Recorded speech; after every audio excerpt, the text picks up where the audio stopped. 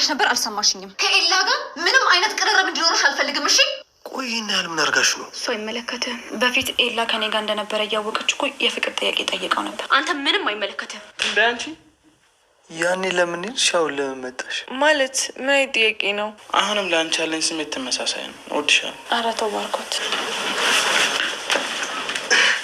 ባርኮት ሲመጣ ሀሳብሽን ቀይርሽ አይደል? ቆይ ልቤን ለምንድን ነው የምትጫወቺበት? አንተ ምን እያደረክ ነው? ቤዛዛ ኤላ ባለጌ። ገንዘብ አለኝ፣ የፈለኩትን ነገር በል፣ የፈለኩትን ነገር ጠጣለሁ።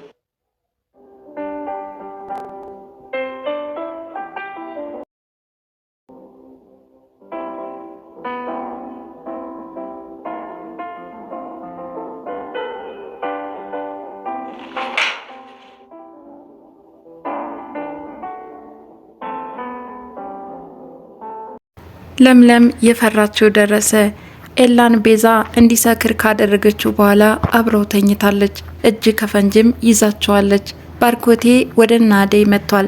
አደይም አሁንም ቢሆን እንደሚወዳት ፍቅሩን እየገለጸላት ቢሆንም እሷ ግን ከዚህ በኋላ ልቤን ሰብረዋል አልቀበልም እያለችው ትገኛለች። ሰላም ጤና ይስጥልን ውድ የቻናሌ ቤተሰቦች እንደምናላችሁ በያላችሁበት በዓለም ዳርቻ ሰላማችሁ ይብዛ እያልኩኝ ሰራተኛዋ አደይ ክፍል 44ን የምናይ ይሆናል። እስከ ቪዲዮ ፍጻሜ ድረስ አብራችሁኝ ቆዩ። ለምለም ቤዛን በጥፊ ከደረገመቻት በኋላ እዚህ ቤት መኖር አልፈልግም፣ ኤላዬ ውሰደኝ እያለች ነው። የት ነው ደግሞ የምወስድሽ? ካንተ ጋር ውሰደኝ፣ ከእነሱ ጋር መስማማት አልችልም እያለች ነው። በቃ ለምለም ሁለታችሁም እንሂድ ሲል፣ ለምለም ግን ለምን እሷ ጋር ሄዳለሁ? የእናንተ ጭቅጭቅ ሰልችቶኛል። ለማንኛውም ቤዛ ስላየውሽ ደስ ብሎኛል።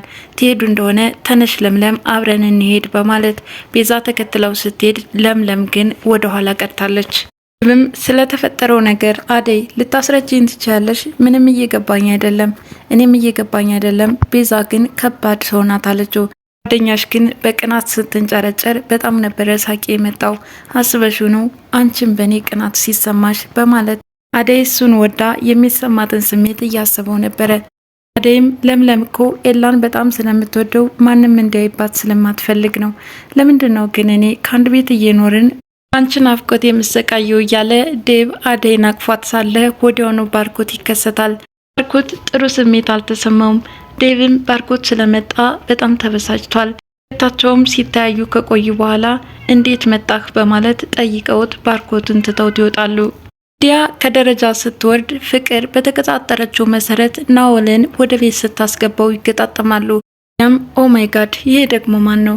ናኦል እባላለሁ። ይህ ውበት ግን ከሰማይ ነው ከመሬት የወረደው ይላታል። ሊዲያም ስለ ናኦል ማንነት ማወቅ ስለፈለገች ፍቅረኛሽ ነው ከየት ነው ያመጣሽው እያለቻት ነው። ስለማይመለከትሽ ነገር አትጠይቂ፣ አሁን እንለፍበት በማለትም ወደ ክፍል ይዛው ትገባለች። ለምለም ስጋቷን ላደይ እየነገረቻት ነው። ኤላን በጣም ነው የምትወደው። በፊት ከስር ከስሩ አትጠፋም ነበረ። ባርኮትን አፍቅረው ሳይሆን ለኤላ መቀራረቢያ የሆናት ዘንድ እየተጠቀመችበት ነው እያለቻት ነው። አደይም አንቺ በብዙ አትጨነቂ፣ ኤላ ራሱን ችሎ መራመድ የሚችል ሰው ነው፣ ሁሉን ነገር ያገናዝባል። ለቤዛ ጸባይ አታውቂም ማለት ነው። በጣም መጥፎና ተንኮለኛ ናት። አሁንም በባርኮት ሀሳባ ኤላን ፍለጋን የመጣችው ትላታለች። መጥፎነቷም ክፉነቷም ለራሷን የሚጎዳት፣ ስለዚህ አንቺ ቦታ አትስጫት እያለቻት ነው። ዴብ አደይን አቅፏትና ሰላም ሲላት ስለተመለከተ ባርኮት እየተጨናነቀና እያሰበ ከቆየ በኋላ አደይን ወደ ሳሎን እንድትመጣ ይጠራታል። ናኦልና ፍቅር ተከታትሎ ይመጣሉ። ፍቅርም መቼ መጣህ አለችው። አሁን ነው የመጣሁት። ደግሞ እሱ ማን ነው? ጓደኛዬ ነው። ማለት ምን አይነት ጓደኛሽ ነው? በማለትም ባርኮት ይጠይቃል። ባርኮትም እሺ ክላስ እንዴት ነው አለ። አይ እኔ እንኳን ተማሪ አይደለሁም አለ ናኦል። እና ክላስ ካልሆነ የተዋወቃችሁ በማለትም ጥያቄውን ያስከትላል። እርስ በርሳቸው ሲተያዩ ከቆዩ በኋላ እስኪ ምን ብዬ ልመልስ እያለ ምን ብሎ መመለስ እንዳለበት ፍቅርን እየጠየቃት ቢሆንም ምንም እንዲሁ የተዋወቅ ነው፣ ማንኛውም ግን ከኛ ጋር ይቆያል አለችው። አንቺን ማን ፈቃጅ አደረገች በማለት ባርኮትም ይቆጣታል። ፍቅርም አንተ ቤዛን ስታመጣ ማንን አስፈቅደ ነው? የእናታችን ቤት እስከሆነ ድረስ እኩል ተጠቃሚ ነን። አንተ ቤዛን ስታባረር እኔም ናኦልን ከቤት እንዲወጣ አድርገዋለሁ አለች። የዚህን ጊዜ ባርኮት በጥፊ ይደረግማታል። ናኦልም አረጋጉት እንጂ በማለት ይናገራል። አንተ ራስህ ማፈሪያ ነህ፣ እንዴት ሴት ልጅ ጠራች ብለህ እንደ በግ እየተጎተትክ ትመጣለህ?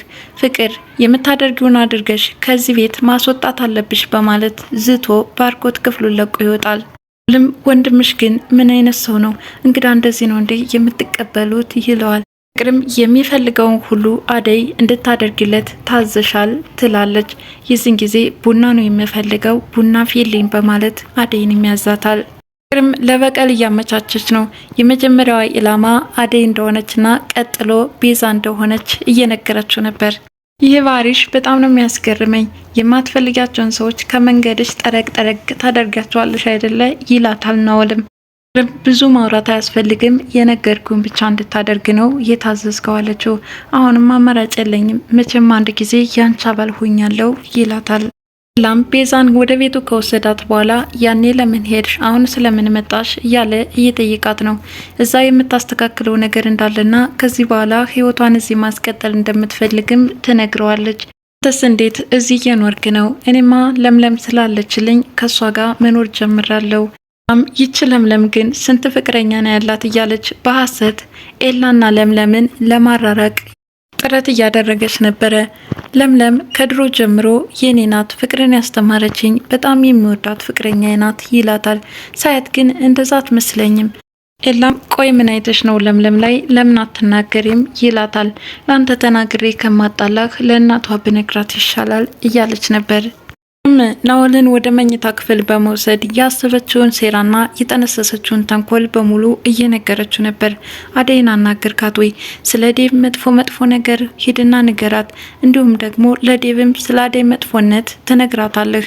ደግሞ ፍቅረኛ መስለቅ ቅረባት። ከዛ አንተን አፍቅራ ወጣች ማለት ከዴብና ከባርኮት ራስ ትወርዳለች ማለት ነው። እነሱም ይጠሏታል እያለች ያሰበችውን ተንኮል በዝርዝር እያስረዳችሁ ነበረ። ናኦልም ሲያዳምጣት ከቆየ በኋላ ይህን ያህል ምን ብትበድልሽ ነው? በጣም ጥሩ ልጅ እኮ ናት። እንደውም ሰራተኛ ባትሆን እኔም አላልፋትም ነበር ይላታል። አይ ከአደይ ጋር እንደዛ አይነት ግንኙነት መጀመር የተከለከለ ነው። ለማንኛውም አሁን ያዘዝኩን ታደርጋለህ አለችው። እሺ ያዘዝኩሽን አደርጋለሁ፣ ነገር ግን ይህንን ካደረግኩ በኋላ ምንድን የምታደርጊልኝ ይላታል። ከኔ ጋር ያለውን ፋይል በሙሉ ሰጥህና አንተ ነጻ ትሆናለህ አለችው። ኮፒ እንደማይኖርሽ በምን እርግጠኛ ነኝ? እንደዛ ቢሆን ኖሮ ጓደኞችህ አያስቀምጡህም ነበር። ለማንኛውም ጥቀመኝና ልጥቀምህ አለችው። ናኦልም እኔ ካሰብኩበት አደርገዋለሁ። ማንኛውም ሴት በፍቅር ካሰብኳት ጠብ አድርጋታለሁ እና አንተን መምረጤ ለምን ሆንን አለችው። አሁኑኑ ሂድና ስራ ጀምር በማለትም ተነስቶ ወደ አደይ ይሄዳል። ባርኮትም አደይን አሁንም ላንቺ ያለሽ ስሜት የተቀየረ ነገር የለም፣ አስከፋውሽ እንዴ? እባክሽ ይቅርታ አድርጊልኝ እያላት ነው። ለምን በደቂቃ ነገሮች እንድትቀያየሩ አልገባኝም። የተቀየምኩት ነገር የለም እያለችው ነው። ባርኮትም ሀሳቡን እንዲቀይር ያደረገችው የቤዛ መምጣት እንደሆነ ይነግራታል። በቃ ከልብ ውስጥ ያለችው ቤዛ ናት። እኔን ስታየኝ የሚሰማ ከሆነ ደግሞ ቤቱን ለቅቄልህ እወጣለሁ ትለዋለች። ባርኮትም በመሀል የፍቅር ጥያቄ ሲያቀርብላት እንዳልተቀበለችውና ሌሎች የፍቅር ጥያቄ እንዳቀረበላት ስለተናገረችና በዚህም ዴቭ ስለተናደደ ቤቱን ለቆ እንደወጣ ይናገራል። አሁንም ወደ ኋላ መመለስ አያስፈልግም፣ የኔና ያንተ ነገር አብቅቶለታል፣ ልቤን ሰብረኸዋል አለችው። ለቤዛ ታማኝ ሆንላት፣ ሁሉም የራሱን ኃላፊነት መወጣት አለበት። ከዚህ በኋላ እኔ እናንተ የሚያገናኘን አንዳችም ነገር የለም በማለት ትተው ትወጣለች። ሊዲያ የተለመደው ጭፈራ ላይ ናት። ወዲያውኑ ናኦል ይመጣና ከዚህ ውበትሽ ላይ ይህ ድምጽ ተጨምሮበት በጣም ይገርማል ዋው እያለ እያደነቃትም ነበረ። ታዲያ ለምን እዚህ ትመጣለህ? ማንን ፈልገህ ነው አለችው። አደይን ፈልጎ ወደ ክፍል እንደገባም ይነግራታል። አደይ ደግሞ ለምን ፈለግካት? ያው መቼ ስራ ላዛት ነው፣ ከሰራተኛ ጋር ምን ልሰራ እችላለሁ ይላታል። ልክ እንዳንቺ የሚያምር ድምጽ ስለሌለኝ አደይ እንዳትደነግጥ ነው ይላታል። ዲያም ፍቅር ምኑ እንደሆነች ለማጣራት እየሞከረች ነበረ። ፍቅር የመወዳት ጓደኛዬና ባለውለታዬ ነች። እናም ብቸኝነት እየተሰማት ስለሆነ ለሷ ብዬ ነው የመጣሁት። ዲያም ፍቅር ምን ያህል ክፉ ሴት እንደሆነች እየነገረችው ነበረ። ነገራችን ላይ እዚህ ቤት ካሉ ሴቶች አንቺ ነሽ አንደኛ ቆንጆ በማለትም ስሟት ይወጣል። ሊዲያ ማንም አይወደኝም ስትል አሁን አፍቃሪ መስሎ የተከሰተው ናኦል ግን አድናቆትን እየቸራት ይገኛል። ዴቭ መኝታ ክፍሉ ባለበት ሰዓት አደይ መታ ነበረ። አደይ እያሰብኩሽ እንደነበረ ማን ነገርሽና ወደ ክፍል የመጣሽ? በጣም ናፍቀሽኛል ይላታል። አደይም ባርኮት ሲመጣ ፊት ትክክል ስላልነበረ ልህ ብዬን የመጣሁት። አዎ መጣ አይደለ? አደይም እንኳን መጣ፣ እሱስ ትክክል ነሽ፣ ቤቱ አይደለ እኛንን ያለ ቦታችን የተገኘ ነው አለ ዴቭ። አደይም በቃ ዴቭ እንደ በፊታችን ዘና ብለን እንኖር፣ እኔም እህታችሁ ብቻ ልሆን፣ ከዛ የዘለለ ግን ምንም አይኖረንም አለችው። ለምን ባርኮት ሲመጣ ሀሳብሽን ቀየርሽ? አደይ እየጎዳሽኝ ነው፣ ለምንድን ነው ግን እንደዚህ የምታደርጊው እያላት ነው። እኔ የመጣሁት ለስራ ነው፣ ወንድምነት የዘለለ ግንኙነት እንዲኖረን አልፈልግም እያለች ነው። ታዲያ ፍቅር ተደብቃ ሁሉንም ታዳመጥ ነበረ። ዴቭም አልችልም እንደዛ ማድረግ አለ። ትችላለህ፣ ይኸው ባርኮትም እንዴት እንደለወጠኝ አላየህም ወይ አለችው። እኔ ግን እንዴት እንደምወድሽ እስኪ ይህንን ስሜት ተረጁ በማለት እንዴት በፍቅሯ እየተጎዳ እንደሆነ ስሜቱን እንድታዳምጥለት እየጋበዛት ነበር። አጅሪት ፍቅርም ሁሉንም ስትከታተል ከቆየች በኋላ ወደ ውስጥ በመግባት ምን እያደረግሽ ነው አንቺ? ከዚህ ክፍል ምን ትሰሪያለሽ? ሮንና ከመኝታ ክፍል ሌላ ቦታ እንዳለሽ በማለትም ትቆጣታለች። አደይ ክፍሉን ለቃ ትወጣለች። እባክሽ ፍቅር አደይን ተከታያት፣ ለምንድን ነው መከተላት? ውጪ ከክፍሌ በማለት ይጮህባታል። ክፍሉንም ለቃ ትወጣለች። ለምለም በተኛችበት ናኦል ሄድና ይስማታል። እሷም ተነስታ በጥፊ ትደረግመዋለች። ክፍሉንም ለቆላት እንዲወጣ ትነግረዋለች። እሱ ግን የዋዛ ፈጣጣ አይደለምና ሳመኝ እናውጣልሻለሁ፣ ሲነግሯ አትሰማም እንዴ? አሁን ውጣልኝ በማለት ትጮህበታለች። እሱም ክፍሉን ለቆ ይወጣል። ቤዛ ለባርኮት ደውላለት ነበረ። እናም እመጣለሁ ጠብቂኝ እያለ ስልኩን ዘግቶታል። ወደሆኑ ፍቅር ትከሰትና አይ ወንድሜ ብስል ትመስለኝ ነበር፣ ለካ ሞኝ ነህ። ኤላ ጋር ምን እያደረገች እንደሆነ እንዴት ማሰብ ይሳንሃል አለችው። ለማንኛውም ግን አደይና ቤዛ በህይወት ላይ እየተጫወቱብ ነው፣ እባክሽ የማይመስል ነገር አታውሪ በማለትም ባርኮት እየነቀፋት ነበር። ቤዛን አስወጣ፣ እኔም ናኦልን አስወጣዋለሁ፣ ለምን እኔ ጋር ትፎካከሪያለሽ አለ። አይኔ እያየ ቤዛ ካንተ ጋር ስትኖር ማየት አልፈልግም በማለትም ትናገራለች። በፍቅር ጭቅጭቅ ያልተስማማው ባርኮትም ምን አገባሽ፣ ምን ጎደለብሽ፣ የምትበይ ዋጣሽ፣ አርፈሽ ተቀመጭ በማለትም ይዝትባታል። አሁንም ቤዛ ላንተ የምትሆን ሴት አይደለችም፣ ብትሰማ ስማኝ እያለች መጨቃጨቋን ቀጥላበታለች። እሱም በማያገባሽ አትግቢ በማለት ክፍሉን ለቃ እንድትወጣለት ያደርጋታል። ለኤላ ቤታቸው ሊወረስ እንደሆነ እየነገረችው ነበር። ለማንኛውም አንቺ አታስቢ፣ እኔ ያስተካክላለሁ እያላት ነው ኤላ። ወደ ቤታቸው በመሄድ ናኦል ተደብቆ ያዳምጣቸው ነበር። ናኦልና ፍቅር በተመካከሩት መሰረት ወደ ኩሽና ወደ አደይ ሄዷል። ታዲያ ምን ያህል ሙያዋ ጎበዝ እንደሆነችና በመልኳም ቆንጆ እንደሆነች እየገለጸላት ነበረ። በመጨረሻም ከአይንሽ ምንድን ያለው እስኪ ጨፍኙ በማለት ሳታስበው ስሟታል። አደይም እንዴት ልትደፍረኝ ብትሞክር ነው ዘለህ የሳምከኝ በማለት በጥፊ 2 ጊዜ ተደረግመዋለች። ቆይ ጉንጭሽን ለተሳምሽ እንደዚህ ያልሽ ከንፈርሽን ብትሳሚ ምን ልትይ ነበር በማለትም ፈጣጣነት ይናገራታል። አደይም ማማሰዋን አንስታ ልትደግመው ስትል አይንሽ ያስፈራል፣ ለማንኛውም አሁን በጥፊ የመለሽልኝን ሌላ ጊዜ በፍቅር እንደምትመልሽልኝ ተስፋ አደርጋለሁ ይላታል። አደይም ለዚህ አይነት ባለጌ ስራ አይደለም የመጣሁት፣ በላቤ ጥሬ ግሬ ልኖር ነው እንጂ አለችውና ከኩሽናው ለቃ ትወጣለች። ልም ለፍቅር ከመምጣቴ 2 ጥፊ ቀመስኩኝ፣ በዚህ ከቀጠልኩ እንዴት ነው ምስማማው? ገና ጉንጭን ተሳምኩ ብላ እንደዚህ በጥፊ የደረገመችኝ ከፈሯን ብትሳም ምን ልትሆን ነው? እስኪ እዩ ፊቴን አጠናግራ እኮ ነው የጣለችኝ በማለትም ፊቱን ሊያሳያት ሲል እሷ ግን ዘላ ሰማዋለች። ታዲያ በአደይ ልብ ለመግባት የግድ ቀልቃላ መሆን የለብህም፣ ተረጋግተህ በጥንቃቄ ነው ትለዋለች።